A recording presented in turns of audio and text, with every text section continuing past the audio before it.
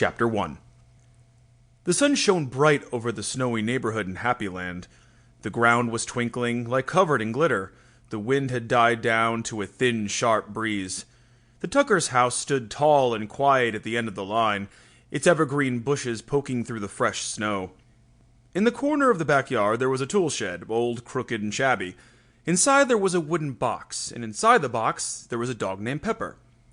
He was lying there with his nose tucked under his paws, frozen and feeble, more dead than alive. He was so weak that he couldn't even stand up when the door of the shed flung open and a high-pitched, shrill voice broke the silence. "Mom! Mom!"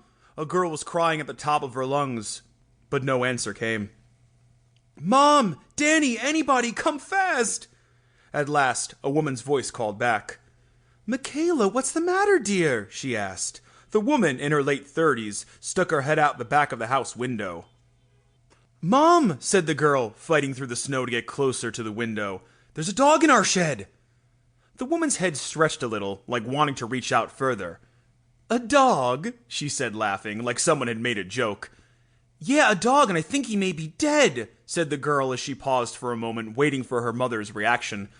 "Really?" said the mother, still suspicious. "Yeah," said the girl, now annoyed with her mom's lack of trust. "He's not moving, and he may not be breathing either, but I can check. Can I have a mirror, please?" "What for?" said Mom. "I'll put it by his nose. If the mirror's foggy, then he's alive." Wait a minute, I'll come out. Where's your brother?" Without waiting for an answer, the woman pulled her head inside and shut the window. The girl turned back to the shed, closed the door, and leaned on it. She was about 10 years old, dressed in a bright red snowsuit with a rainbow hat pulled all the way down to her nose. Her name was Michaela Tucker, but to her friends she was simply known as Mac.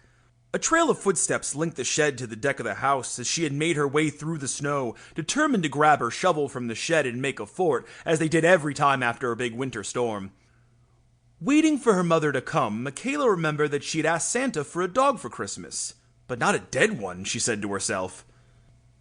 Maybe he was punishing her for not helping her mother with cleaning, or because sometimes she was very late with her homework, she thought with a twinge. "Too late now," she said out loud, while her mother emerged from the house, followed by a teenage boy. "Hello, Mac," called the boy, waving a gloved hand over the mother's shoulders. "Danny, you won't believe what's in here," she said, as they swam closer through the drifts. "Isn't that your wish come true?" he replied, smiling. "Not quite," the girl muttered. "Open the door, Michaela," said her mother. "Let's see what's inside." The girl, who was still leaning against the door of the shed, turned around and grabbed the doorknob, then stepped aside just a bit to make room for them to look inside. As she opened the door, her brother Daniel pulled out a rolling pin from the inside of his coat. "What are you doing?" panicked the girl. "My rolling pin," said the mother, recognizing one of her kitchen gadgets. "In case he's sick with rabies," said the boy, proudly waving the improvised weapon in front of their faces. "That's totally not the case. You read too many books," said the girl. "No, you have, or haven't, or not the right ones." The boy was trying to decide the best version. "That's enough, both of you," said the mother. "Daniel's right. We must be prepared. He may be very sick, or mad, or have a problem that we don't know about. Dogs go mad too. We must protect ourselves.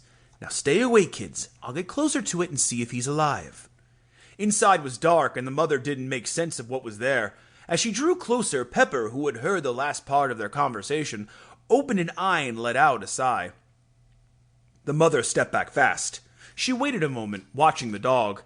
Pepper opened another eye and slowly tried to wiggle his tail, but he realized he could not move it much. "He's alive!" cried Mac. "Yeah, he seems to be alive," says Daniel, holding his improvised weapon up above his head ready to attack. "What should we do now?" "Well," said his mother, "let's call the animal center." There was a moment of silence. Neither one of the kids moved a finger or uttered a sound. Pepper froze once more, unsure of what to do next. He closed his eyes and prayed to his dog god to get him out of there, alive if possible. Suddenly, the girl broke the silence. "No, Mom, please, no!"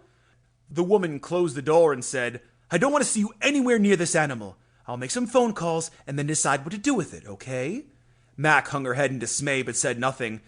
Danny agreed with his mother's decision and said that he'll bring back the rolling pin. Inside, the dog's heart dropped.